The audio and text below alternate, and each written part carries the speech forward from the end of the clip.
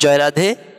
তো অলরেডি আমরা বেশ কয়েকটা ইউনিটের এবিটিআই টেস্ট এবার কমপ্লিট করেছি। আবার একটা ইউনিট আজকে আমরা করব, এটা হচ্ছে কি ইউনিট 9টা। হ্যাঁ, তো ইউনিট 9 শুরু করার আগে একটা ছোট্ট জিনিস যেটা আমি বলতে চাই, সেটা হচ্ছে কি আমি যে যে ইউনিটগুলো দিয়েছি সেগুলোতে যদি কোনো সেকশানে অসুবিধে থাকে তোমরা আমাকে কমেন্ট করে বা কোনোভাবে জানাতে পারো। যারা যারা ফেসবুক থেকে দেখছো এটা, তারা ওখানে আমার হোয়াটসঅ্যাপ নাম্বার আছে, হ্যাঁ, বা ওখানে কমেন্ট করে বলতে পারো।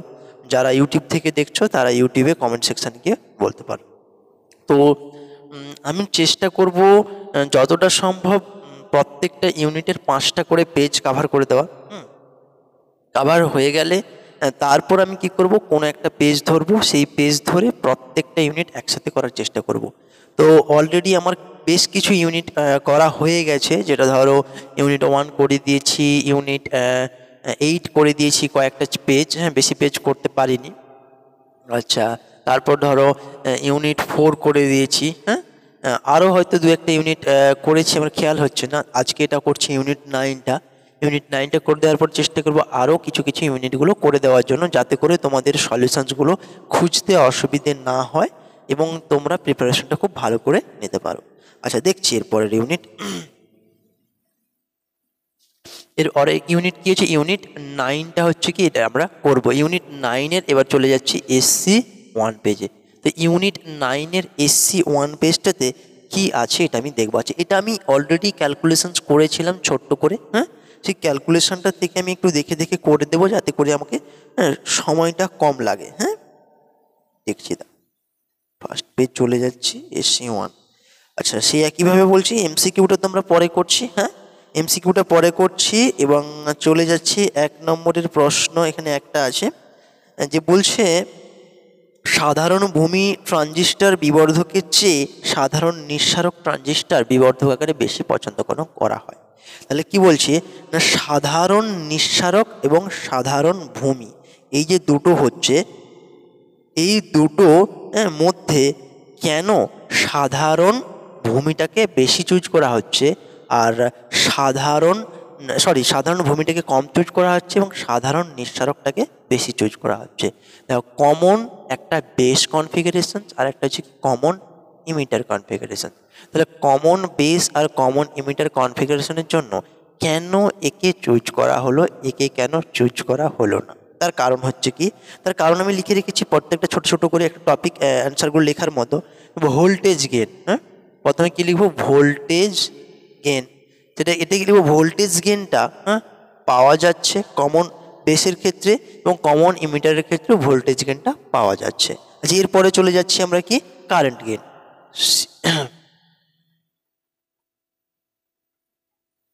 কারেন্ট গেন, যে কারেন্ট গেন কি হচ্ছে না, কমন বেসের জন্য কারেন্ট গেনটা অতটা ভালো পাওয়া যায় না, আর কমন ইমিটারের জন্য এটা ঠিকঠাকভাবে পাওয়া যাচ্ছে। তারপরে বলছি পাওয়ার গেন। পাওয়ার গেন বিবর্ধনের গেন মানে হচ্ছে বিবর্ধন। পাওয়ার গেনটা এখানে কি হচ্ছে, মোটামুটি হয়, মানে মাঝারি করা হচ্ছে, এখানে মাঝারি। এখানে পাওয়ার গেইনটা কি হয়, মাঝারি ধরনের হয়, আর এখানে কমন ইমিটারের ক্ষেত্রে খুব উচ্চ ধরনের হয়। কি, এখানে পাওয়ার গেইনটা খুব উচ্চ হয়। হ্যাঁ, এই কারণের জন্য কি করা হয়, দেখো এখানের ক্ষেত্রে কি হচ্ছে, সবগুলো হাইস্ট লেভেলে আছে, এই জন্য কমন ইমিটার কনফিগারেশনটা কী করা হচ্ছে না, চুজ করা হচ্ছে, কিন্তু কমন বেস কনফিগারেশনটাকে চুজ করা হচ্ছে না। এর পরবর্তী প্রশ্নে চলে যাচ্ছি। এখানে বলছে কি, লজিক গেট কাকে বলা হচ্ছে। হ্যাঁ, এখানে লজিক গেট কাকে বলা হচ্ছে, প্রশ্নটা আমাকে উত্তর লিখতে হবে। যে এটা 1 নম্বরের প্রশ্ন। হ্যাঁ, এটা 1 নম্বরের প্রশ্ন এই সেকশনটাতে, সেটা আমরা উত্তরগুলো করছি। লজিক গেট কাকে বলা হচ্ছে। হ্যাঁ, লজিক গেট। দেখো, এরকম করে সংজ্ঞাটা লেখা, সেরকম করে সংজ্ঞা তোমাদের কোথাও এরকম মেনশনস করার নেই। হ্যাঁ, আমরা লজিক গেটের ভাগ পড়েছি, লজিক গেটকে কাজে লাগিয়ে বিভিন্ন ধরনের ইকুয়েশনস ক্যালকুলেশনস করেছি, কিন্তু লজিক গেট কাকে বলে এটা আমরা এমনি জাস্ট একটা বানিয়ে লিখবো। হ্যাঁ, তাহলে কি বলছে না, 2 বা ততোধিক ইনপুট যেখানে সাহায্যে, বা 2 বা ততোধিক, হ্যাঁ, ততোধিক ইনপুটকে কি করা হয়, একটি মাত্র আউটপুটে বের করাচ্ছে। তাহলে 2 বা ততোধিক ইনপুট সমন্বিত একটি মাত্র আউটপুট যুক্ত যে বর্তনী কি করা হচ্ছে, যে বর্তনী বুলিয়ান অ্যালজেব্রার সাহায্যে বুলিয়ান বীজগণিতের সাহায্যে যে কোনো ধরনের জটিল সমস্যাকে সমাধান করতে পারে তাকেই বলা হচ্ছে কি লজিক গেট। তা লজিক গেট কি হলো না, একটা ইনপুট, দুটো ইনপুট থাকতে পারে বা ততোধিক ইনপুট থাকতে পারে, সেই ইনপুটটা কি করছে না একটি মাত্র আউটপুট আকারে বেরাবে এবং সে কি বুলিয়ান অ্যালজেব্রার সাহায্যে অনেক কমপ্লিকেটেড ম্যাথামেটিক্স কী করতে পারে, সেটা হতে পারে অ্যাডিশন, সাবস্ট্রাকশনস, মাল্টিপ্লিকেশন, ইন্টিগ্রেশন, ডিফারেন্সিয়েশনস, কোনো কিছু, হ্যাঁ সেটাই কী করছে না সলিউশনস করতে পারছে, সেটাকেই বলা হচ্ছে কি না একটা লজিক বর্তনী। এর পরবর্তী পর্যায়ে চলে যাচ্ছি। এর পরবর্তী পর্যায়ে 3 নম্বরের প্রশ্ন বলছে কমন ইমিটার কনফিগারেশনে একটি এনপিএন ট্রানজিস্টরের আউটপুট বৈশিষ্ট্য লেখা অঙ্কন করো। তাহলে কমন ইমিটার কনফিগারেশন, এটা কত দাগের প্রশ্ন হচ্ছে, 15 দাগের প্রশ্ন। তোমরা এটা জানো, দেখো এই প্রশ্নটা কিন্তু প্রচুর পরিমাণ পরীক্ষাতে দেখবে পেজ বরাবর আসছে। এটা কেমন হচ্ছে গ্রাফটা,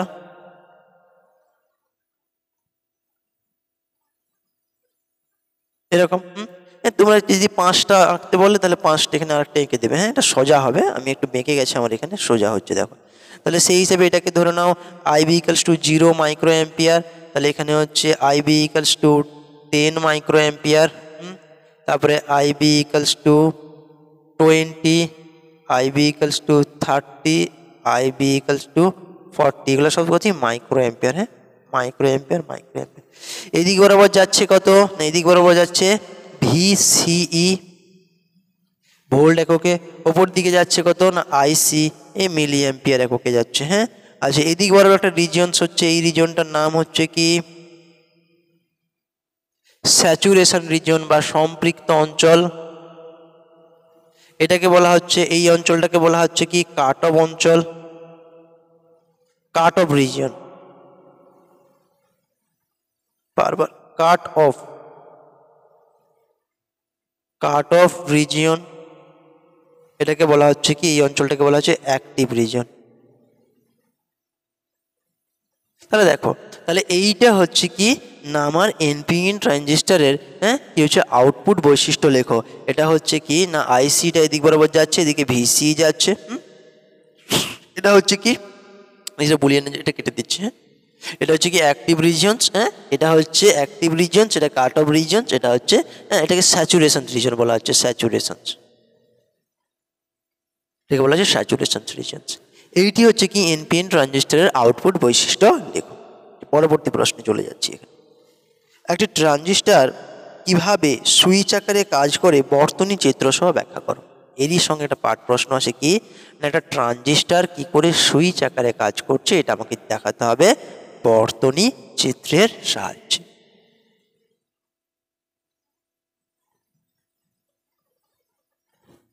তাহলে দেখি কীভাবে একটা ট্রানজিস্টার সুইচ আকারে কাজ করছে। আমি ছোট্ট করে রেখেছি, তোমাদের বইয়ে বেশিরভাগ ক্ষেত্রে করে দেওয়া আছে, প্রত্যেকটা বইয়ে টেক্সট বইতে আমি ছোট্ট করেছি, সেই জিনিসটা আমি এখানে একটু তোমাদের সামনে হ্যাঁ হালকা করে দিচ্ছি। তাহলে এখানে দেখো ছবিটা এরকম করে আঁকা আছে,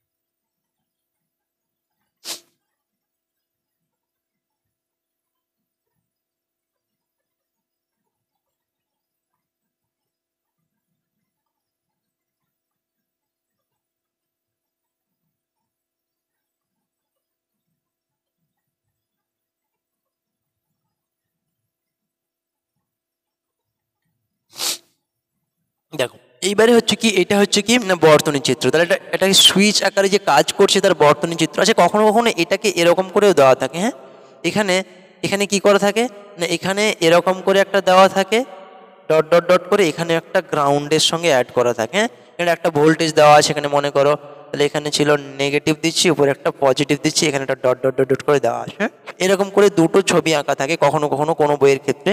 তোমরা যে কোনো একটা আঁকতে পারো, তোমরা চাইলে যে কোনো একটা আঁকতে পারো। দেখো যখন এই বেস পোর্শনটাকে গ্রাউন্ডের সঙ্গে কানেক্ট করা আছে, বা গ্রাউন্ডের সঙ্গে কানেক্ট বলতে পারি, বা বলতে পারি যে এর এগেনস্টে যে ভোল্টেজ যদি নেগেটিভ হয়, গ্রাউন্ডের এগেনস্টে যদি ভোল্টেজটা খুব কম করা হয়, তাহলে কি হচ্ছে সেই হিসাবে এই রিজনের মধ্যে কোনো কারেন্ট হচ্ছে না, মানে বেস কারেন্টটা মধ্যে কথায় জিরো হয়ে যাচ্ছে। যদি এই বেস কারেন্টটা জিরো হয় মানে বেসটাকে গ্রাউন্ডের সঙ্গে কানেক্ট করা হচ্ছে, তাহলে যদি বেস কারেন্টটা জিরো হয় তাহলে কালেক্টর কারেন্টটা কত হচ্ছে জিরো। তাহলে কালেক্টর কারেন্টটা জিরো হচ্ছে মানে সেই হিসেবে আইসি আরসির মান কত হচ্ছে, আইসি আর আরসি হচ্ছে কত জিরো। তাহলে সেক্ষেত্রে আমি ট্রানজিস্টারটার মধ্যে দিয়ে কোনো কারেন্ট ফ্লো হবে না। তাহলে ট্রানজিস্টারটা এই মুহূর্তে অফ স্টেজে আছে, এটাকেই বলা হচ্ছে কি না অফ স্টেট। তাহলে আমি লিখে দিলাম এটা ছোট্ট করে একটু। তাহলে প্রথম পয়েন্টে কী লিখবে, যখন ট্রানজিস্টারটার মধ্যে দিয়ে বেস পয়েন্ট একটা নেগেটিভ ভোল্টেজ ক্রিয়েট করা হচ্ছে, মানে গ্রাউন্ডের সঙ্গে কানেক্ট করে দেওয়া হচ্ছে, ভোল্টেজটা কম হচ্ছে যখন বেস কারেন্টটা শূন্য হয়ে যাচ্ছে। আচ্ছা, বেস কারেন্টটা শূন্য হচ্ছে বলে ট্রানজিস্টারের মধ্যে দিয়ে কোনো প্রবাহ যাচ্ছে না। তাহলে ট্রানজিস্টারের মধ্যে প্রবাহ যাচ্ছে না বলে তাহলে কিছু আইবি জিরো, আইবি যেহেতু জিরো হচ্ছে তাহলে আইসিটাও সেই হিসেবে জিরো হচ্ছে। তাহলে আইসি জিরো হওয়ার মানে এর মধ্যে কোনো ড্রপ হচ্ছে না, তাহলে সেই হিসেবে ট্রানজিস্টারটা কোথায় চলে গেল না অফ স্টেজে। এবার ধরছি না বেসে একটা সার্টেন ভোল্টেজ দেওয়া হয়েছে, তাহলে বেস যদি IB not equals to zero হয়, একটা সার্টেন ভোল্টেজ ক্রিয়েট করা হয়, তাহলে বেসের মধ্যে একটা কারেন্ট ফ্লো হবে, তাহলে সেক্ষেত্রে আইসিটাও নট ইকালস টু জিরো, মানে আইসিটার মান কী হয় উল্লেখযোগ্যভাবে বৃদ্ধি পায়। সেই জন্য ড্রপেজটা আইসি ইন্টু আরসিটাও অনেকটা উচ্চ হয়ে যায়। কি বললাম, আইসি ইন্টু আরসিটা অনেকটা উচ্চ হয়ে যায়। এই অবস্থায় আমরা লিখতে পারি V output equals to VCC minus IC RC. এবার দেখো আইসিটা খুব উচ্চ হয়ে যাওয়ার জন্য কি করা হয় না এখানে ভিসিসি পুরো প্রায় কাছাকাছি চলে আসে। এই জন্য এই মুহূর্তে ট্রানজিস্টারটার মধ্যে দিয়ে সমস্ত প্রবাহটা কি হচ্ছে ইমিটার, ট্রানজিস্টারের মধ্যে ঢুকলো দিয়ে ইমিটার হয়ে গ্রাউন্ডে চলে যাচ্ছে। এই স্টেটটাকে বলা হচ্ছে অন স্টেট। হলো, এই হিসেবে কি হচ্ছে একটা ট্রানজিস্টার অন অফ, মানে এইখানে বেসের যে কারেন্টটা আইবির উপর ডিনোট করে, হ্যাঁ, তাহলে ওই ট্রানজিস্টারটা কখনো অন আকারে কাজ করছে, আবার কখনো অফ স্টেট আকারে কাজ করছে। ওকে, তাহলে এইটা হলো কি না একটা ট্রানজিস্টার কী হবে সুইচ আকারে কাজ করছে। এরই পরে প্রশ্ন চলে যাচ্ছি। আচ্ছা, এরপরে প্রশ্ন যে ফটোডায়োড কি, যে ফটোডায়োড কি সেই হিসেবে যদি তুমি সংজ্ঞা লিখতে চাও, ফটোডায়োড একটা বিপরীত বায়াসে বলা যেতে পারে একটা অর্ধপরিবাহী, হ্যাঁ, বিপরীত বায়াসের ডিজাইন করা স্পেশাল টাইপের একটা অর্ধপরিবাহী। এটা কি করা হচ্ছে না এর ওপর আলো পড়লে এর বিপরীত সম্পৃক্ত প্রবাহের মানটা কি বৃদ্ধি পায়। তাহলে কি বলবো, ফটোডায়োড কি হচ্ছে না, ফটোডায়োড হচ্ছে একটা বিপরীত বায়াসে কার্যকরী স্পেশালি ডিজাইনড অর্ধপরিবাহী সেমিকন্ডাক্টর ডিভাইস। এর উপর আলো পড়লে এর বিপরীত প্রবাহের মানটা উল্লেখযোগ্যভাবে বৃদ্ধি পায়। এটুকু আমরা বলতে পারি কি না একটা ফটোডায়োডের সংজ্ঞা। আচ্ছা, এর পরবর্তী প্রশ্ন আছে ওইখানেই যে বলছে কি না ফটোডায়োডের লেখচিত্র, আইভি লেখচিত্রটা অঙ্কন করতে বলেছে। এগুলো দেখো, এগুলো সমস্তগুলোই বইতে আছে, হ্যাঁ, মানে সমস্ত স্ট্যান্ডার্ড যে কোনো টেক্সট বইয়ে পাবে, কিন্তু আমি এখানে জাস্ট করে দিচ্ছি কারণ তোমাকে মনে করিয়ে দেওয়ার জন্য। হ্যাঁ, তোমাকে জাস্ট মনে করিয়ে দিচ্ছি জিনিসগুলো কোন জায়গাগুলোতে আছে। তুমি চাইলেই এগুলো হ্যাঁ ওখান থেকে দেখে করে নিতে পারো। এগুলো I1 I2 এগুলো হচ্ছে কি I3, এটাকে বলা হচ্ছে কি ডার্ক কারেন্ট, ডার্ক কারেন্ট। আচ্ছা, এর এদিক বরাবর দিচ্ছে কি বিপরীত প্রবাহ ধরতে পারো এটাকে প্রবাহ, এদিকে হচ্ছে কি বিপরীত ভোল্টেজ। হ্যাঁ, এই জিনিসগুলো আর এখানে সেরকম কিছু নেই। এইটুকু গ্রাফ তুমি আঁকতে পারো, এটা বইয়ে করে দেওয়া আছে, তোমরা বই থেকেও দেখতে পারো। হ্যাঁ, এখানে এটা ছোট্ট করে, তাহলে এইটা হচ্ছে কি আছে ভি ভার্সাস প্রবাহ আই, আর ভোল্টেজ রেখে ভি অক্ষর দিয়ে প্রকাশ করলাম। তাহলে এইবার ভি ভার্সাস আই গ্রাফ, এটা কার, এটা ফটোডায়োডের জন্য ভি ভার্সাস আই গ্রাফটা। এরপরে বলছে কি নর গেট কি, নর গেট কি বলতে চাইছে, যেটা কত দাগের প্রশ্ন, 16 দাগের প্রশ্ন। হ্যাঁ, এটা 16 দাগের প্রশ্ন জিজ্ঞাসা করেছে কি যে নর গেট কি। হ্যাঁ, নর গেট বলতে দেখো সেরকম করে গেটের সংজ্ঞা ওরকম করে বলা যায় না। তাহলে নর গেট যদি তোমাকে জিজ্ঞাসা করে তুমি এটুকু বলতে পারো কি না একটা অর গেট ও একটা নট গেটের সমন্বয়ে যে গেট তৈরি হয় তাকেই বলা হচ্ছে কি নর গেট। তাহলে কি একটা অর গেট এবং একটা নট গেটের সমন্বয়ে যে গেট তৈরি হয় তাকেই বলা হচ্ছে নর গেট। আচ্ছা, এই গেটের আউটপুট তাহলে কত হবে না এ অর বি এর বার। বাস এটুকু লিখে যেতে নর গেট। আচ্ছা, এর পরে বলছে কি না এই গেটের সত্য সারণী প্রস্তুত করো। এই গেটের সত্য, দেখো সত্য সারণীটা সবসময় আমরা মুখস্থ করব না, তাহলে এইটা আমাকে পেতে হবে, তাই তো? তাহলে আমি এখানে লিখবো এ অর বি, তারপরের লাইনে লিখবো এ অর বি এর বার। দেখো এখান থেকে তুমি কি করতে পারো, যে কোনো সত্য সারণী ভুলে গেলেও মনে করতে পারবে। তাহলে 0 0 0 1 1 0 1 1, তাহলে দেখো 0 0-তে কত হবে 0, 0 1-এ 1, 1 0-তে 1, 1 1-এ 1, তারা বার চাইছে, তাহলে এটা হবে কত 1 0 0 0। তাহলে দেখো এইখানে তুমি দেখতে পাচ্ছ যে এখান থেকে আমি ইজিলি ভাবে ট্রুথ টেবিলটা ক্যালকুলেশন করে দিলাম। তাহলে এরকম করে যে কোনো ট্রুথ টেবিল পরীক্ষাতে পড়লে তোমরা মুখস্থ না করে এটা কি করছো না ইকুয়েশন থেকে দেখে বের করতে পারবে, এরকমটাই করবে। করলে কি হবে, তোমার এই যে ভুলে যাওয়ার প্রবণতার মাথায় যে প্রেশারটা ক্রিয়েট হয় না, ওই প্রেশারটা অনেকটা কিন্তু কমে যাবে। হ্যাঁ, ওকে, পরের প্রশ্ন চলে যাব যে একে বিশ্বজনীন গেট বলা হয় কেন। এটা সবাই জানো তোমরা, কেন বিশ্বজনীন গেট বলা হচ্ছে না নর গেটের সাহায্যে যে কোনো ধরনের মৌলিক গেট কিংবা অন্য যে কোনো ধরনের গেট বানানো সম্ভব, তাই জন্য একে বলা হচ্ছে সর্বজনীন লজিক গেট। তাহলে সর্বজনীন এর সাহায্যে যে কোনো ধরনের মৌলিক গেট এবং অন্যান্য গেট বানানো সম্ভব, কনস্ট্রাক্ট করা সম্ভব, তাই জন্য একে নাম দেওয়া হয়েছে কি সর্বজনীন গেট। ওকে, আচ্ছা পরবর্তী পর্যায়ে চলে যাচ্ছি। পরবর্তী পর্যায়ে ছোট্ট একটা অঙ্ক আছে, অঙ্কটাও আমি সলিউশনস করে দেখেছিলাম। হ্যাঁ, এরকম একটা আসছিল, কি দেওয়া আছে দেখো, আইসির মানটা কত দেওয়া আছে 10 মিলি অ্যাম্পিয়ার। ওকে, আইসি সমান আছে 10 মিলি অ্যাম্পিয়ার। বলছে কি না এই আইসিটা বলছে 10 মিলি অ্যাম্পিয়ার নিঃসৃত ইলেকট্রনের 90% সংগ্রাহকে পৌঁছেছে। তাহলে আই সমান কত হবে না আইর 90% বাই 100 ইকুয়ালস টু কি হচ্ছে না আইসি ইকুয়ালস টু কত 10 মিলি অ্যাম্পিয়ার। মাথায় বিষয় ঢুকলো না? তাহলে কি বললাম যে আইসিটা কতটা, বলছে আইর 90%, তাহলে আই সমান কত হবে 10 ইন্টু 100 ডিভাইডেড বাই 90, তাহলে কত হচ্ছে 100/9 মিলি অ্যাম্পিয়ার। এটা ভাগ করলে এরকম একটা ডেটা পাচ্ছিলাম, আইর মানটা সরি হ্যাঁ 10 10 100 11 দশমিক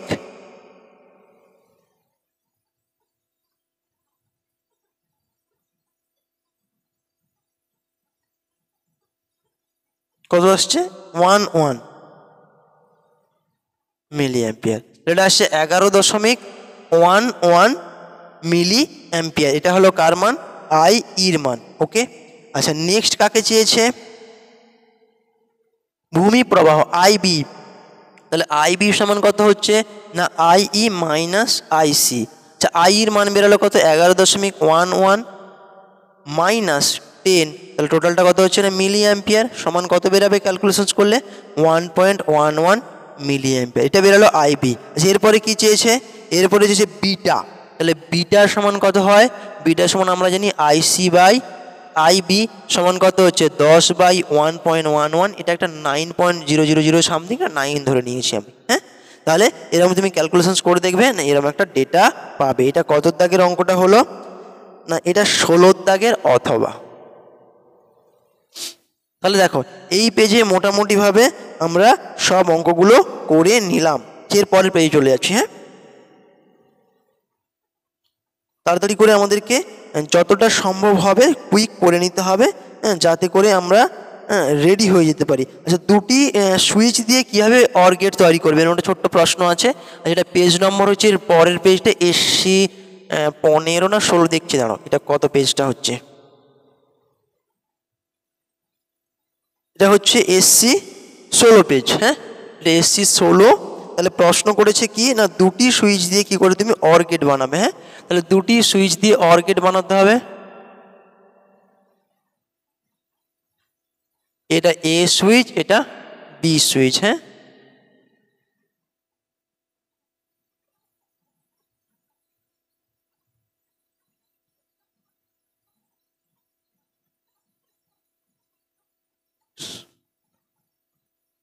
তাহলে এ বি, তাহলে এইটা কি হচ্ছে না, বাল্ব একটা দেওয়া থাকলো।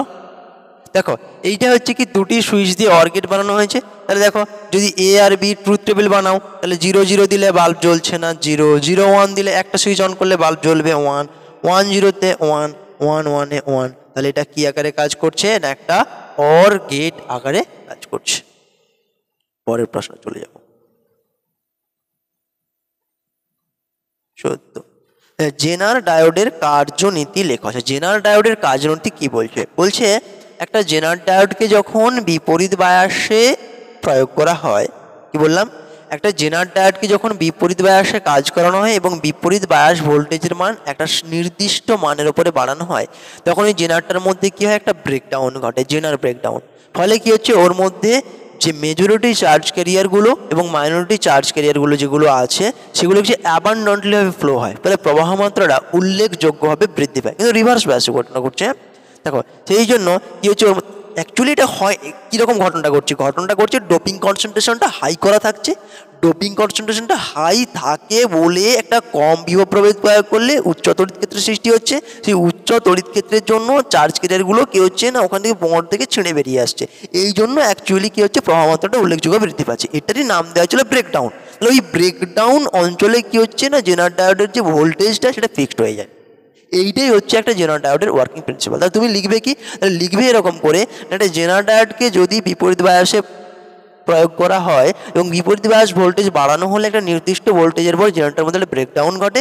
ফলে কি হচ্ছে, ওর মধ্যে যে ক্যারিয়ারগুলো খুব বেশি মাত্রায় প্রবাহ হয়, ফলে প্রবাহটা উল্লেখযোগ্যভাবে বৃদ্ধি পায়। এবং এই ব্রেকডাউন যে রিজিয়নে ওই জেনারেলের দুই প্রান্তের ভোল্টেজটা কিন্তু ফিক্সড থাকে। এই প্রিন্সিপালটাকে কাজে লাগিয়ে কি করা হয়, এটাকে বিভিন্ন জায়গায় ভোল্টেজ নিয়ন্ত্রক আকারে ব্যবহার করা হয়। এটাই হচ্ছে কি বেসিক্যালি জেনার ডায়োডের কার্যনীতি। ফটোডায়োড ও এলইডি এর বর্তনী চিত্র অঙ্কন করো। দেখো ফটোডায়োড ও এলইডির বর্তনী চিত্র। আচ্ছা 1 মিনিট, এখানে কি ছিল প্রশ্নটা আরেকবার দেখি। দুটো সুইচ দিয়ে না দুটো ডায়োড দিয়ে বলেছিল? দুটো সুইচ দিয়ে।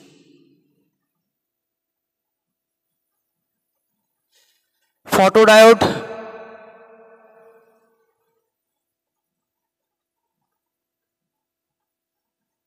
একটা সেল দিতে পারো এখানে, বা এখানে মিলি অ্যাম্পিয়ার কিছু একটা দিয়ে দিতে পারো। হ্যাঁ, তাহলে এখানে কি হচ্ছে না, এটাকে দেওয়া হচ্ছে, ধরো পজিটিভ দিয়েছি মানে এদিকে এন দিতে হবে, এদিকে পি দিতে হবে। তাহলে এখান থেকে এসে লাইট পড়বে ফটোডায়োডের ক্ষেত্রে। হ্যাঁ, তাহলে এই চার্জ ক্যারিয়ারগুলো কি হবে, এবার ফ্লো হওয়া শুরু করবে। এটা হচ্ছে কি ফটোডায়োডের বর্তনী চিত্র। আচ্ছা এরপরে হচ্ছে কি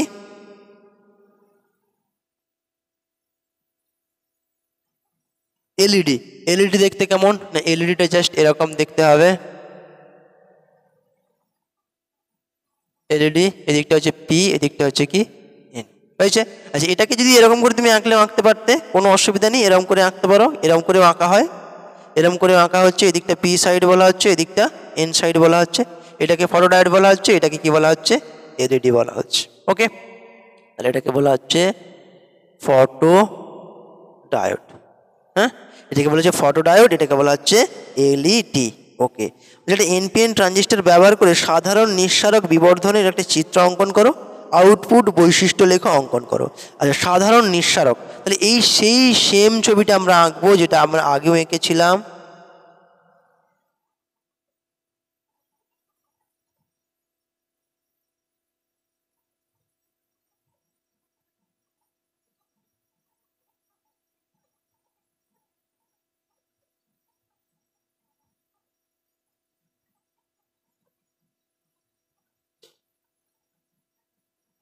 যেটা এখানে একটু সাধারণ নিঃসারক অ্যাম্পলিফায়ার আকারে ব্যবহার করছি আমরা।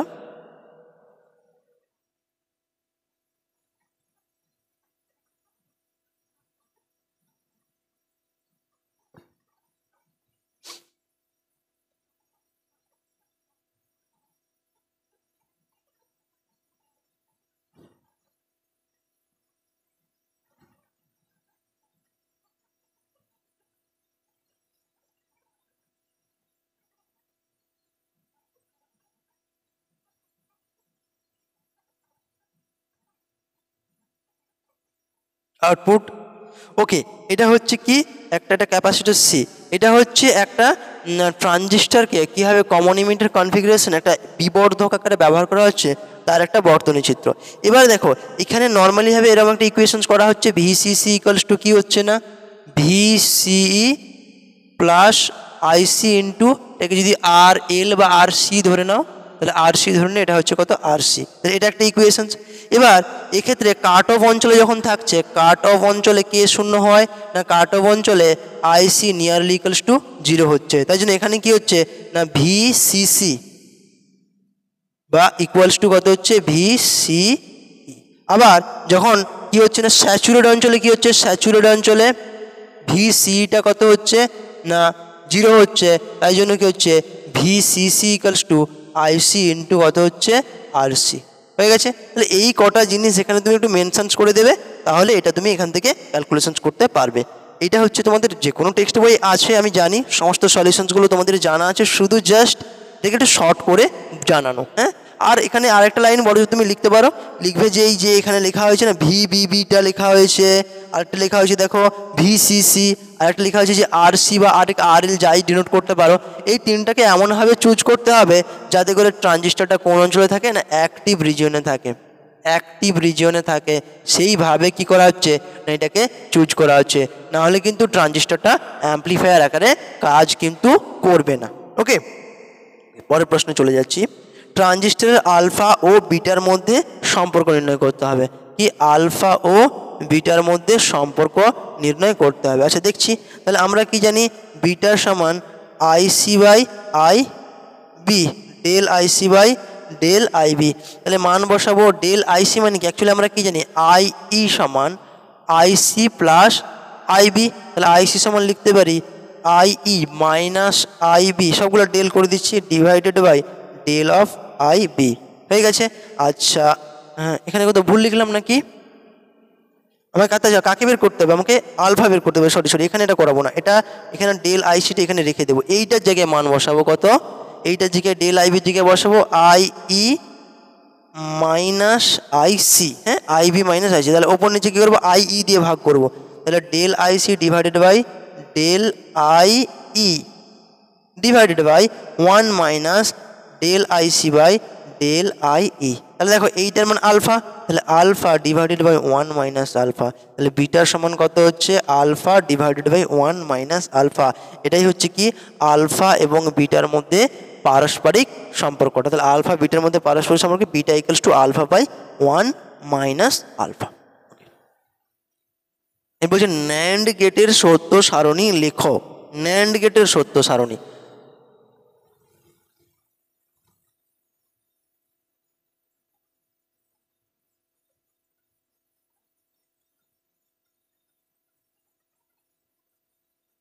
তাহলে কি বলছে না ন্যান্ড NAND, ন্যান্ড গেটের সত্য সারণী কি না একটা অ্যান্ড আর একটা নট যোগ হয়ে কি হচ্ছে না একটা ন্যান্ড গেট ক্রিয়েট করছে। তাহলে সত্য সারণী কি এর আউটপুট কত হয় না এ বি এর বার, তাহলে আগে লিখবো এ বি, তারপরে লিখবো এ বি, তারপরে লিখবো এ বি এর বার। তাহলে কী হবে আমি না ভুলে যাব না কখনো 0 0 0 1 1 0 1 1, তাহলে তো কত হয় 0 হয় 0 হয় 0 হয়, এটা 1 হয়, তাহলে বার করলে 1 1 1 0, এটাই হলো কি ন্যান্ডের সত্য সারণী। হয়ে গেছে।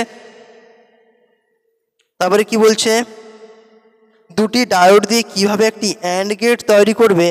আচ্ছা এরপরে কথা হচ্ছে নর গেট দিয়ে কিভাবে অ্যান্ড গেট তৈরি করবে, এটা ভুলে গেছি দেখিনি। হ্যাঁ নর দিয়ে অ্যান্ড বানাতে হবে। হ্যাঁ কি বলছে নর গেট থেকে আমাকে আসতে হবে অ্যান্ড গেটে। হ্যাঁ তাহলে দেখা যাক এটা কি করে আসবো, নর থেকে আমরা অ্যান্ডে আসবো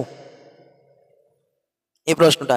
তাহলে নর গেটের সিম্বল কেমন হয়, নর গেটের সিম্বল হয় এরকম করে, নর গেটের সিম্বল এ আর বি দিলে আউটপুট কত হয় এ অ্যান্ড বি এর এ অর বি এর হোল বার। তাহলে দেখো এটা মনে রাখবে, এটা আছে অর এর অপারেশন, সেটা আছে অ্যান্ডের অপারেশন। দেখো এটা অর মানে কি সেই হিসেবে যদি যোগের অপারেশন থেকে আমি গুণের অপারেশন আছে, এই জন্য কটা গেট লাগবে এখানকে আসতে 3খানা গেট লাগবে। তাই জন্য আমি এ কে কী করলাম নিয়ে গিয়ে প্রথমে একটা নরের মধ্যে প্রবেশ করালাম, বের করালাম কত এ বার, আবার একটা বি কে নিয়ে গেলাম তার মধ্যে না নরের মধ্যে প্রবেশ করে বের করলাম কত বি বার। এই দুটোকে কি করবো এবার আবার একটা নরের মধ্যে দিয়ে প্রবেশ করাবো বেরাবে কি না এ বার প্লাস বি বারের হোল বার, তাহলে কত হবে A double bar into B double bar সমান কত হচ্ছে এ বি। তাহলে দেখো একটা নর গেট থেকে আমি কোন গেটে কনভার্ট হয়ে গেলাম, একটা অ্যান্ড গেটে কনভার্ট করলাম। এবার যে দুটি ডায়োড দিয়ে একটা অ্যান্ড গেট তৈরি করবে তার বর্তনী চিত্র অঙ্কন করো এবং ওর কার্যনীতিটা বুঝিয়ে লেখো। তাহলে দেখা যাক কার্যনীতিটা কি করে বোঝানো যায়। তাহলে দেখো কিভাবে ডায়োড দিয়ে আমি একটা অ্যান্ড গেট বানাবো। হ্যাঁ,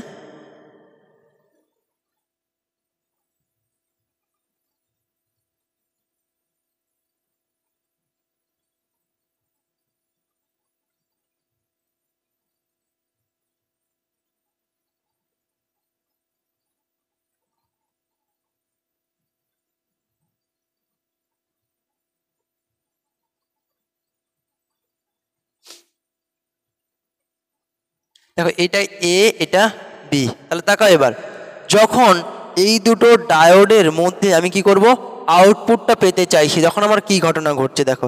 তাহলে আমি এ দিলাম বি দিলাম, এখানে আউটপুট দেখুন এ বি দুজনকে জিরো দিচ্ছি। দেখো এখানে দুজনকে জিরো দিচ্ছি মানে কি এনে নেগেটিভ দিচ্ছি, তাহলে জিরো মানে কি হ্যাঁ নেগেটিভ লজিক। তাহলে জিরো দিচ্ছি মানে এতেও জিরো বিতেও জিরো। তাহলে দেখো এতে এন সাইড আছে, জিরো দিলে D1 আর D2 ডায়োড দুটা কি হচ্ছে না ফরওয়ার্ড বায়াসে চলে যাচ্ছে। তাহলে কি বললাম, এ এবং বিতে দুটোতেই যদি জিরো দেওয়া হয় D1 D2 ডায়োড দুটোই কি হবে ফরওয়ার্ড বায়াস। আমি এখানে লিখে দিচ্ছি ফরওয়ার্ড বায়াস। হ্যাঁ, দুটো কিসে যাচ্ছে না ফরওয়ার্ড বায়াস। তাই জন্য এখানের প্রবাহটা টোটালটাই দুটো ডায়োডের মধ্যে দিয়ে ভাগ হয়ে কি করবে না এদিক হয়ে গ্রাউন্ডে চলে যাবে। তাহলে আউটপুট কত হবে, আউটপুট জিরো হবে।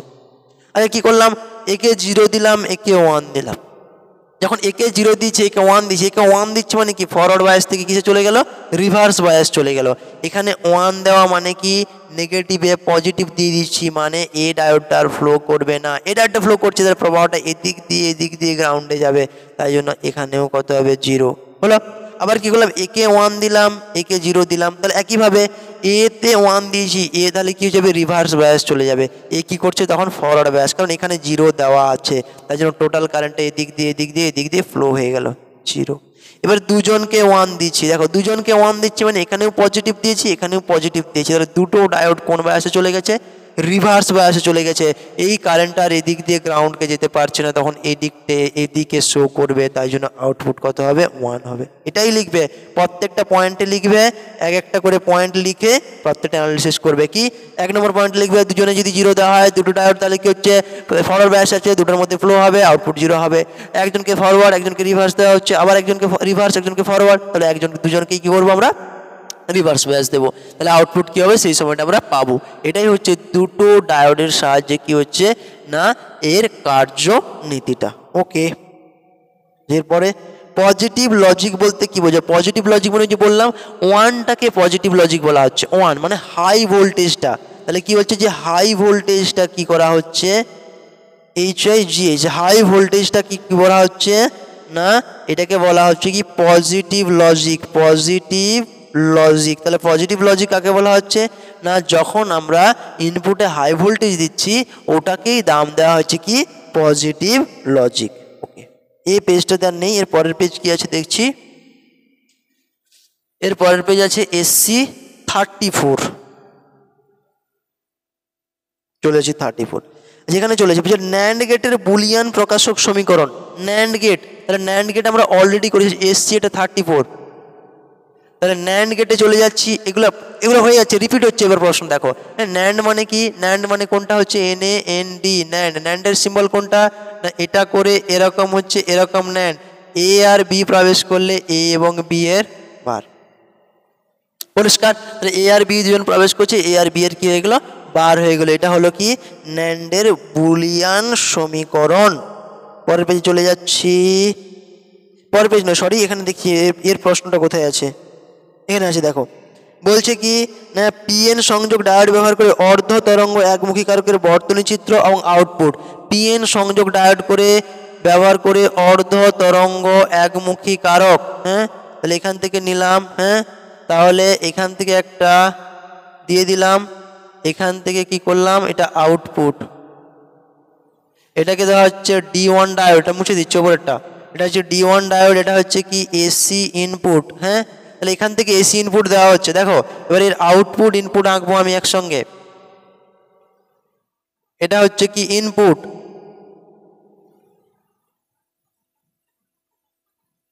এদিকে যাচ্ছে কে না টাইম অ্যাক্সিস, এদিকে যাচ্ছে কি ভোল্টেজ। হ্যাঁ, এদিকে যাচ্ছে কি টাইম। তাহলে ফার্স্ট অর্ধচক্রের জন্য মনে করলাম এদিকটা পজিটিভ এদিকটা নেগেটিভ। তাহলে প্রথম অর্ধচক্রে এ যদি পজিটিভ হয় তাহলে এই ডায়োডটা কী বায়াসে যাবে, ফরওয়ার্ড বায়াস, তাই জন্য এর মধ্যে দিয়ে ফ্লো হবে, তাহলে একটা আউটপুট পাবো। তাহলে এই লুপটা এর মধ্যে দিয়ে ফ্লো হয়ে গেল। সেকেন্ড অর্ধচক্রের জন্য কি হবে, এ নেগেটিভ হবে এ পজিটিভ হবে। হ্যাঁ, তাহলে প্রথম অর্ধচক্রে পজিটিভ নেগেটিভ, তারপরে নেগেটিভ হয়ে যেমন এই ডায়োডের মধ্যে তার কোনো ফ্লো হবে না। তাহলে এই ডায়োডের মধ্যে যখন কোনো ফ্লো হচ্ছে না, তাই জন্য এখানের কোনো আমি পাবো না। পরেরটার জন্য কি হবে, এ পজিটিভ হবে আর এ নেগেটিভ, তাহলে পরেরটা আমি আবার পাবো। এটা হচ্ছে কি ইনপুট, এটা হচ্ছে কি আউটপুট হলো। তাহলে এইটাই তুমি কার্যনীতি লিখবে যে প্রথম অর্ধচক্রে মনে করি এদিকটা পজিটিভ এদিকটা নেগেটিভ, লিখে দেবে এ বি দিয়ে দিবে। তাই এ প্রথম অর্ধচক্রের জন্য D1 ডায়োডটি ফরওয়ার্ড বায়াস পায়, তাই জন্য প্রথম লুপটা ফ্লো হয়। দ্বিতীয় অর্ধচক্রের জন্য D1 ডায়োডটি রিভার্স বায়াস যায়, ফলে লুপটি ফ্লো হয় না, তাই জন্য এটা অর্ধ তরঙ্গ একমুখী কারক হয়ে গেল। ওকে, এর পরবর্তী প্রশ্ন যাচ্ছি। ফটোডায়োড কেন বিপরীত বায়াসে পরিচালনা করা হয়? একটি আলোকিত ফটোডায়োডের বায়াস বর্তনী বৈশিষ্ট্যমূলক লেখচিত্র অঙ্কন করো। আচ্ছা, ফটোডায়োডকে কেন বিপরীত বায়াসে কাজ করানো হয়? দেখো ফটোডায়োড বেসিক্যালি বিপরীত বায়াসে, আমি বলে দিচ্ছিলাম অলরেডি যে এটা হচ্ছে কি বিপরীত বায়াসে কাজ করার জন্য বিশেষ ধরনের অর্ধপরিবাহী ডায়োড। বিপরীত বায়াসে কাজ করলে কি হচ্ছে, সংখ্যালঘু বাহকগুলো যে যাচ্ছে তাদের অনুপাতটাকে কাউন্ট করে আলোর যে তীব্রতাটা পরিমাপ করা হয়, এটা খুবই সহজ হয়।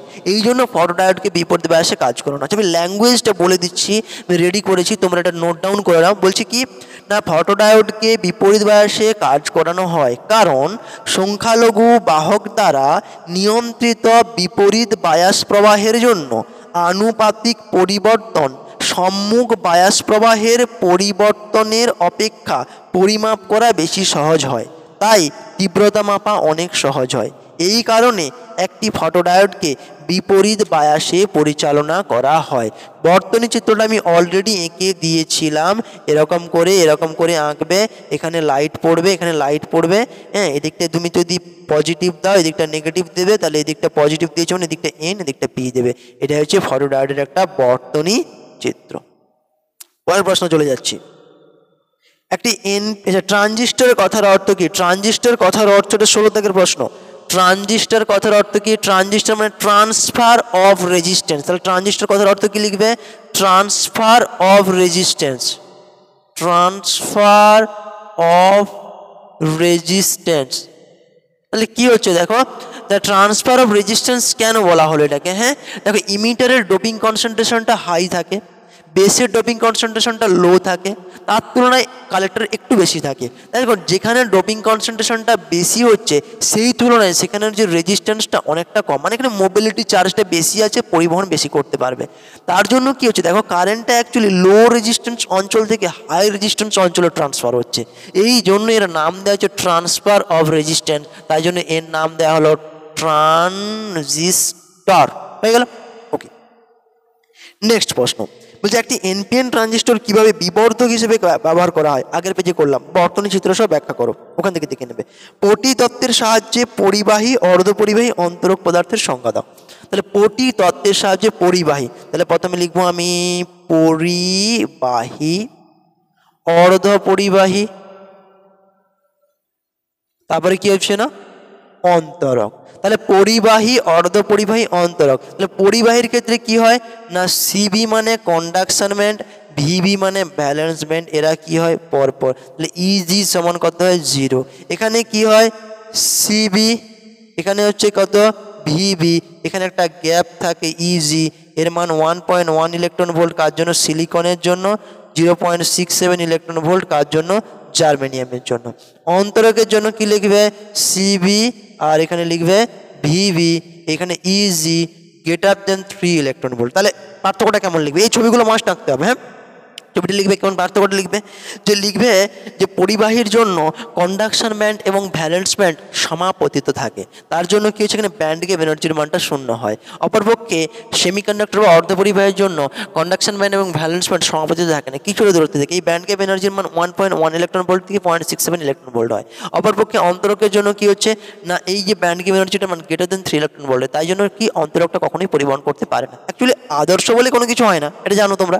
তো সেই ক্ষেত্রে এটুকু আমরা লিখতে পারি এখানে। ওকে, নেক্সট পেজ যাবো এবার। নেক্সট পেজ 68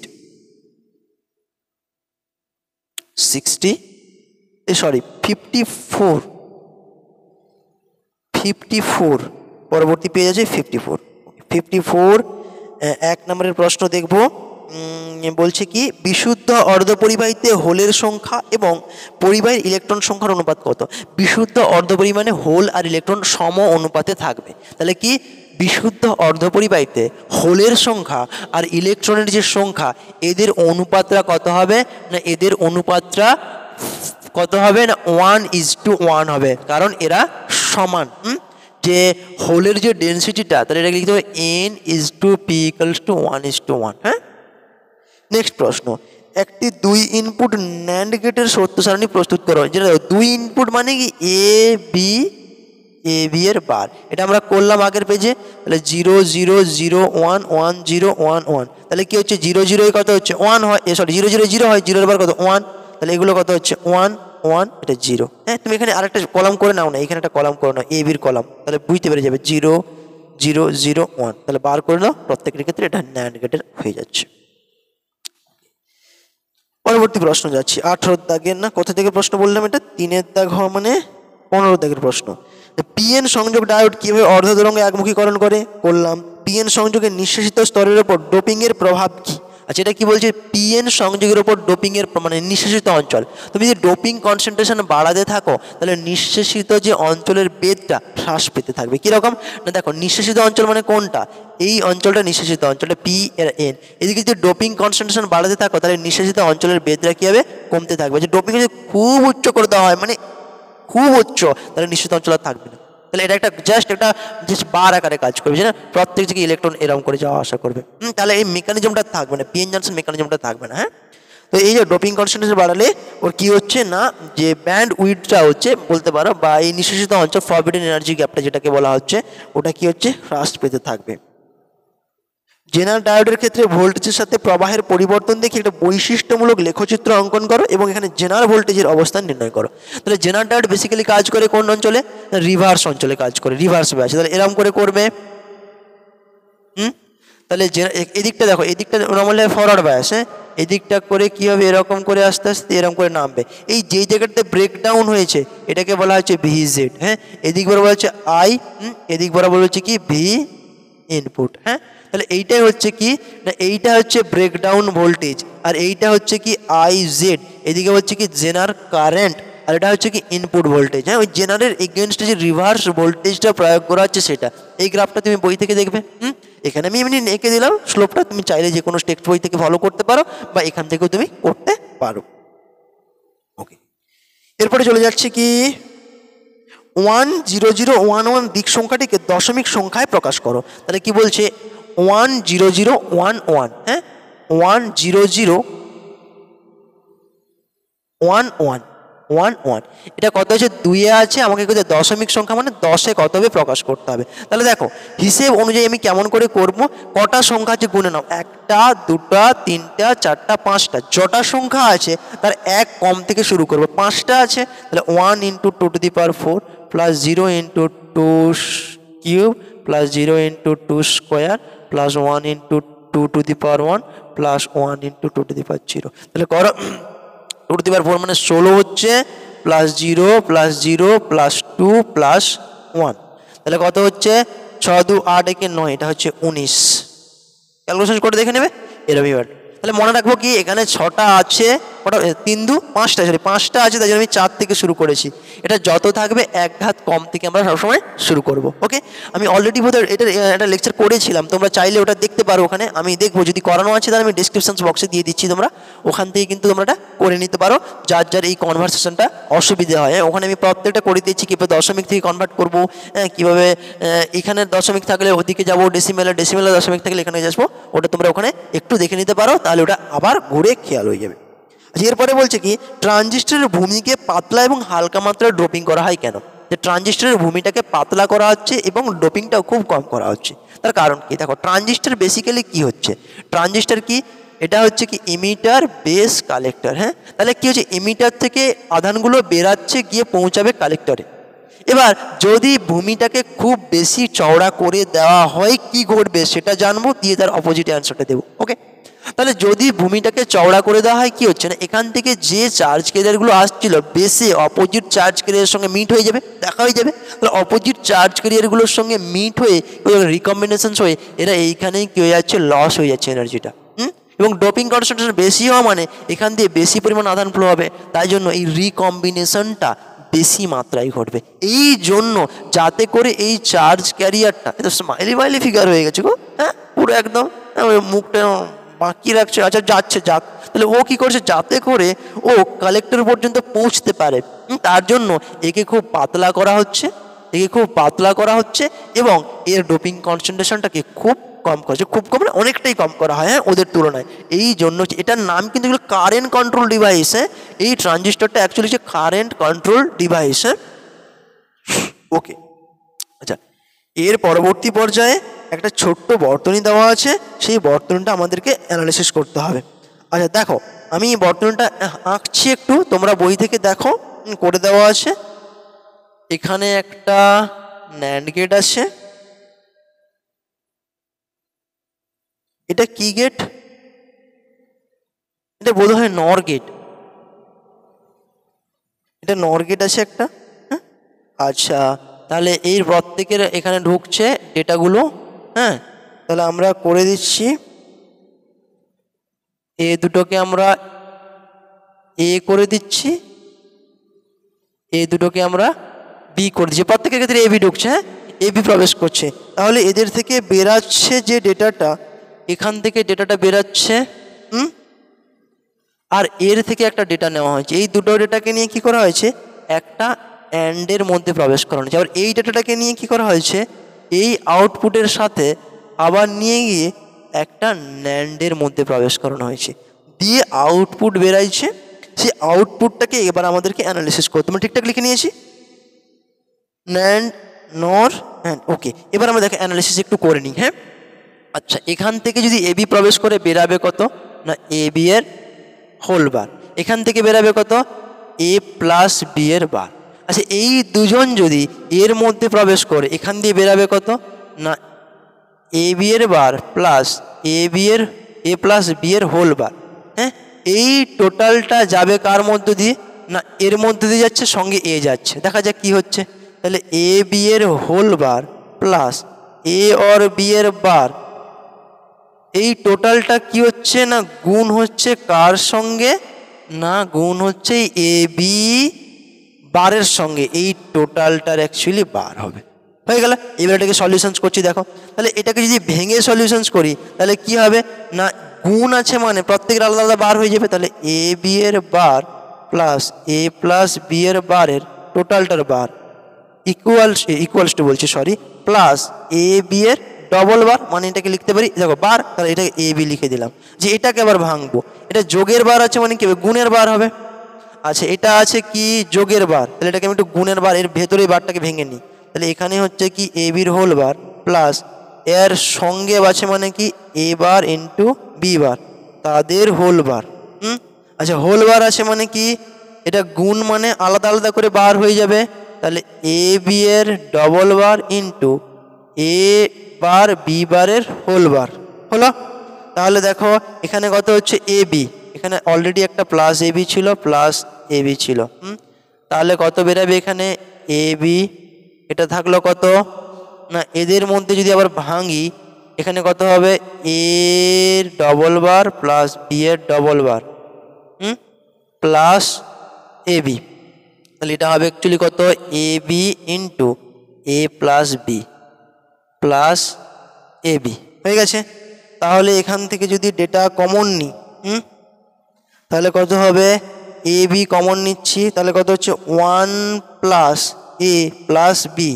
তাহলে গুণ করলে কত হচ্ছে, 1 প্লাস এ মানে কত হচ্ছে 1, আবার 1 প্লাস বি সমান কত হচ্ছে 1। তাহলে 1 ইন্টু 1 কত হচ্ছে, আলটিমেট বেরাবে এ বি। তাহলে আলটিমেট কত বেরালো, এ বি। দেখেছো, এটা সলিউশনস করে বের করতে হচ্ছে কত না, এ বি। সেই এ বির এবার বলছে আউটপুট করতে হবে কতর জন্য, 1 0 0 0 1 1। তাহলে ঠিকই আছে, এ বি আর আউটপুট হচ্ছে কত, এ বি। তাহলে বের করাবো কত না 1। আচ্ছা, প্রথমে 0 0 করছি, 0 0তে করলে 0 আসবে, আর 1 0 1 0তে করলেও 0 আসবে, আর 1 1 1 1-এ করলে কত আসছে, 1 আসছে। হলো। আচ্ছা, এটা তুমি একটু দেখে নেবে। তো আমি যদি কোনো জায়গায় একটু ভুল করেছি ক্যালকুলেশনস, তাহলে হয়তো ইকুয়েশনস পাল্টাতে পারে। হ্যাঁ, যদি ভুল আশা করছি হবে না, তবুও ধরো এখনই ক্যালকুলেশনস করলাম তো, এটা আমি এটা দেখিনি আগে, হ্যাঁ এরকম করে দেওয়া আছে বলে জাস্ট এটা বর্তমানটা দেখেছিলাম, হ্যাঁ কিছু একটা গেট আছে, সলিউশনস হয়ে যাবে। তো এখানে করলাম এটুকু। এবার তোমরা দেখবে এটা ব্যাপারটা, যদি কোথাও ভুল হয়ে থাকে তাহলে এটা কমেন্ট করবে, আমি আবার রিচেক করে আর অন্য একটা ছোটো করে ভিডিও বানিয়ে দেবো। হ্যাঁ, তাহলে এটা আমার এখান পর্যন্ত থাকলো। এর পরবর্তী পেজ চলে যাব, কত পেজ, এটা কত পেজ ছিল, 56। এরপর যে 68 পেজ, 68 এটাই লাস্ট পেজ, তাই তো? আমাদের অলরেডি এটা হলে 5টা পেজ হবে, আমরা 5টা মতো করে পেজ করব। আচ্ছা, বলছে পি টাইপ অর্ধপরিবাহীতে সংখ্যাগুরু আধানবাহক কি। পি টাইপ মানে হোল হবে সংখ্যাগুরু আধানবাহক, কোনো অসুবিধা নেই এটা। তারপরে আছে কি, 5খানা 1 আছে, 10-এ কনভার্ট করতে হবে, বাস একদম সহজ অঙ্ক। এরকম অঙ্ক পড়লে নাম্বার থেকে ছুঁকে উঠবে। হ্যাঁ, কোনো চাপ নেই। হ্যাঁ, শুধু জাস্ট একটু পড়াশুনো করে যাও, কোনো ব্যাপার নেই, নাম্বার আরামসে পাওয়া যাবে। 5টা 1 আছে, হ্যাঁ, কিন্তু 5টা 10-এ কত হবে, তাহলে 5টা আছে মানে শুরু করবো কত থেকে, 4 থেকে। তাহলে 1 × 2⁴ প্লাস 1 × 2 কিউব হবে, হ্যাঁ, প্লাস 1 × 2² প্লাস 1 × 2⁴ প্লাস 1 × 2⁴0। তাহলে 1 2 3 4 5 হয়ে গেল। তাহলে 2⁴ মানে 16 8 4 2 1। তাহলে 8 8 4 12 12 2 14 একে 15 15 আর 16, তাহলে 15 পর 30 আর 31 10। হ্যাঁ, এটা 10। তাহলে এটা হলো কি এর অ্যান্সার। এরপরে যাব নর গেটের সত্য সারণী। অলরেডি করেছি, তবুও একবার বলে দিচ্ছি নর গেটের সত্য সারণী। কোথায় গেল, 15-এর দাগে। আচ্ছা, এটা কত বললাম, কত পেজ, 68 পেজ। হ্যাঁ, নর গেট। তাহলে কি আউটপুট হবে, এ আর বি এর হোল বার। তাহলে A B A plus B বা এ আর বি এর বার। তাহলে 0 0 0 1 1 0 1 1। তাহলে এটা 0 1 1 1 1 1 0 0 0, এটা ট্রুথ টেবিল হয়েছে। তাহলে এটা হয়ে গেল। আচ্ছা, তারপরে আছে কি, এই গেট ব্যবহার করে কি করে প্রাথমিক গেটগুলো বানাবে তার লজিক চিত্রের সাহায্যে দেখাও। বাস হয়ে গেল, দেখাচ্ছি আর কি করে হবে। একটা তো বানানো হয়ে যাচ্ছিল, তাহলে প্রথম করব কি, নর থেকে নট। তাহলে 2টা পা যোগ করে দাও, নরের 2টা পা যোগ করে দাও, এ ঢুকছে বেরাইবে এবার। 2-এ কি, নর থেকে কিসে যাব, অরে যাব। তাহলে কি হচ্ছে না, এ বি 2টা ঢুকলো, এ আর বি ঢুকলো, বেরাইলো কত, এ আর বি এর হোল বার। সেই 2টা কি করব, আবার একটা নরের মধ্যে দিয়ে পাঠিয়ে দেবো। তাহলে এ আর বি এর ডবল বার সমান কত হয়ে গেল, এ আর বি। তারপরে কি করব, 3-এ নর থেকে কিসে যাব, অ্যান্ডে যাব। তাহলে বলেছিলাম কি ডি সিমিলার, তার মানে 3টা গেট লাগবে। তাহলে একবার এ কে প্রবেশ করাইবো নরের মধ্য দিয়ে, এ বার বেরাইলো। আবার বি কে প্রবেশ করাইবো নরের মধ্য দিয়ে, বি বার বেরাইলো। তাহলে এ আর বি কে আবার ঘুরে নরের মধ্যে প্রবেশ করাবো, তাহলে এ আর প্লাস তোর হোল বার। তাহলে কি হচ্ছে, এ ডবল বার বি এর ডবল বার সমান কত হচ্ছে না, এ বি হয়ে গেল। তাহলে এইটি হলো কি না নরের সলিউশনস। আচ্ছা, বলছে কি, ট্রানজিস্টর সবসময় নিঃসারক ভূমি সংযোগ সম্মুখ বায়াসে এবং সংগ্রাহক ভূমি সংযোগ বিপরীত বায়াসে রাখা হয় কেন? আচ্ছা, এটা ছোট্ট করে আমি একটু করেছিলাম যে বেস ইমিটারকে ফরওয়ার্ড বায়াসে কেন রাখা হচ্ছে। তার কারণ হচ্ছে কি না, বেস থেকে ইমিটারকে কেন এখানে রাখা হচ্ছে ফরওয়ার্ড বায়াস, কারণ ইমিটার থেকে চার্জগুলোকে বেস রিজিয়নে ট্রান্সফার করতে হবে, কারণ কারেন্টটাকে বাউন্ড করতে হবে। আমি কি বলছিলাম না যে এটা ট্রানজিস্টর মানে ট্রান্সফার অফ রেজিস্ট্যান্স, মানে কোন জায়গাতে পাঠানো হচ্ছে সেই হিসাবে হাই রেজিস্ট্যান্স অঞ্চলে পাঠানো হচ্ছে, এই বাউন্ড করার জন্য, যাতে করে এমিটার অঞ্চলের ইলেকট্রনগুলো বাধ্য হয় কিসের জন্য না বেস অঞ্চলে পৌঁছে যাওয়ার জন্য।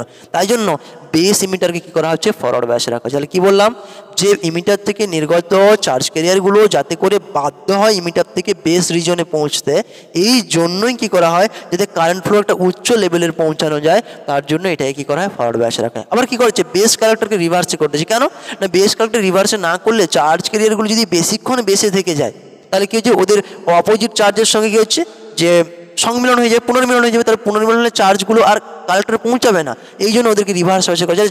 দ্রুত করে কী করছে না বেস থেকে ছুটে গিয়ে ওরা ওখানে বেশিক্ষণ না থেকে চলে যায় কোথায় কালেক্টর অঞ্চলে, এই জন্য বেস ইমিটারকে সাধারণত ফরওয়ার্ড বায়াস করা হয় আর বেস কালেক্টরকে সাধারণত রিভার্স বায়াসে রাখা হচ্ছে।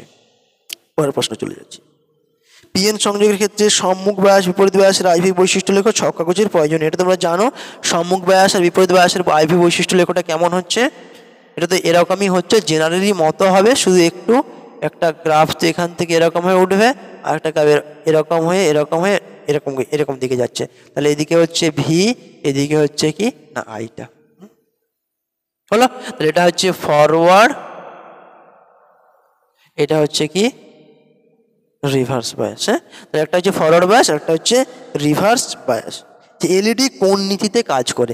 এলইডি কি শক্তি সংরক্ষণ নীতির উপর বেসিক্যালি কাজ করছে। শক্তি সংরক্ষণ নীতি মানে কি বলতে চাইছে যে একটা এনার্জি অন্য একটা এনার্জিতে রূপান্তর হচ্ছে, তাহলে এখানে কিছু ইলেকট্রিক্যাল এনার্জিটা কি হচ্ছে আলোক শক্তিতে রূপান্তরিত হচ্ছে। তাহলে এলইডির বেসিক প্রিন্সিপালটা কি হচ্ছে না একটা ইলেকট্রন আর একটা হোল দুজনে আসছে, দুজনে রিকম্বাইন হচ্ছে, দুজনের যে গতিশক্তিটা ছিল সেই গতিশক্তিটা কি হচ্ছে না আলোক শক্তিতে কি হচ্ছে এখান থেকে ফোটন এনার্জি আকারে বেরিয়ে যাচ্ছে। তাহলে এইখান পর্যন্ত আমাদের মোটামুটি 5টা মতো পেজ কাভার আমরা করে ফেলেছি। হ্যাঁ, এর পরবর্তী পেজ কি আছে খেয়াল নেই, আর দেখা হয়নি পেজটা, আমরা পরে তাহলে দেখবো। এর পরবর্তী যখন পুরো পেজ ওয়াইজ যাব তখন আমরা দেখবো যে এর পরের পেজটাতে কি আছে। তো ততক্ষণ পর্যন্ত তোমরা ইউনিট 9টা কভার করো, আমি দেখছি যে এর পরবর্তী পর্যায়ে কতটা দ্রুত অন্য ইউনিটটাকে আমি নিয়ে আসতে পারি সলিউশনস করে। হ্যাঁ, কি আছে প্রশ্নগুলো দেখে। তো এটুকু বলবো তোমরা আবার সেই ঘুরে ঘুরে একই প্রশ্ন একই জিনিস একই ধারাগতি যে পড়াশুনো করার সাথে সাথে লিখতে হবে খাতা পেনে, নাহলে এই যে গ্রাফ এতগুলো গ্রাফ আছে এবং এতগুলো ডায়াগ্রাম আছে একটাও মনে পড়বে না, একটাও মনে পড়বে না। ন্যান্ডের জায়গায় নর চাপবে, নরের জায়গায় অ্যান্ড চাপবে, অ্যান্ডের জায়গায় চাপবে। কোথাও ডায়োডের জায়গায় গেটের সিম্বল ইউজ করে দিচ্ছি, কখনো এলইডির জায়গায় মানে জেনারেল সিম্বল ইউজ করছি, ফরওয়ার্ডের সিম্বল যে অন্য জায়গায় ইউজ করছি, এরকম করে এলোমেলো হবে। ইউনিট 9 একটা বলছে নাম্বার পাওয়ার সব থেকে ভালো জায়গা, ইউনিট 9 নাম্বার পাওয়ারটা সব থেকে ভালো জায়গা, কিন্তু ইউনিট 9টা কিন্তু ভালো করে পড়তে হবে। 8 নাম্বার আছে, তুমি দেখতেই পাচ্ছ প্রশ্নগুলো কেমন কেমন সহজ সহজ প্রশ্ন আসছে, যে সমস্ত ঘেঁষাঘেঁষি থিওরি ঘেঁষাঘেঁষি প্রশ্ন তোমরা একটু পড়লেই কিন্তু দিতে পারবে উত্তরগুলো। ওকে, তাহলে তোমরা সকলেই ভালো থাকো। আবার বলবো সবাইকে সুস্থ থাকো, সামনে পরীক্ষা, এখন শরীর খারাপ কোনো মতেই করা যাবে না, এক একটা দিন এক একটা মাসের সঙ্গে সমান হচ্ছে। তোমরা সকলেই সুস্থ থাকো, সকলে ভালো থাকো, সকলে খুব খুব মন দিয়ে পড়াশোনা করো। জয় রাধে।